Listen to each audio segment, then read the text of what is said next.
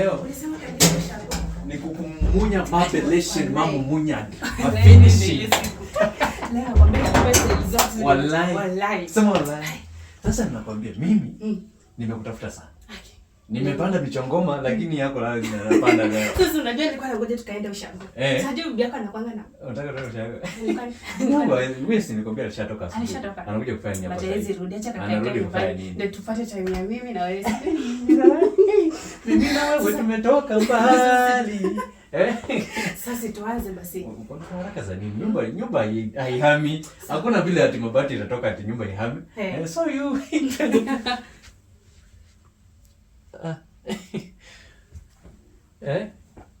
yaani usharudi na wezi sema.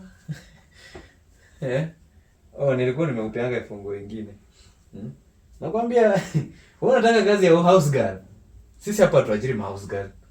Na ndio nikasema tu nikuje na wewe hata ukae hapo ungoje bibi yangu akuje, umwambie unataka hiyo kazi. Mwenyewe tu atakufukuza, yeye mwenyewe ndio house girl, yeye ndio kila kitu. Hapa tuajiri house girl. Na unaningangania tu unanifuata mpaka kwangu ni kama mtu mwenye ukulanga. Get out of my house. Toka. Mbona kama uko na mashida mingi sana ziki house. Rudi Bungoma hapa. Sisi hapa hatuna house girl wenye tunataka kuajiri.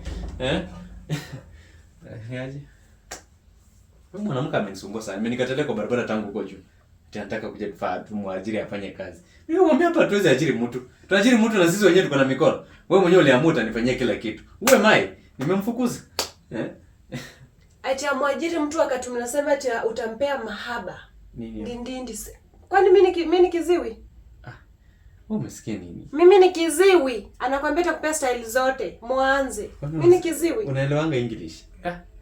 Style wewe ulielewa style gani? Ulielewa style gani?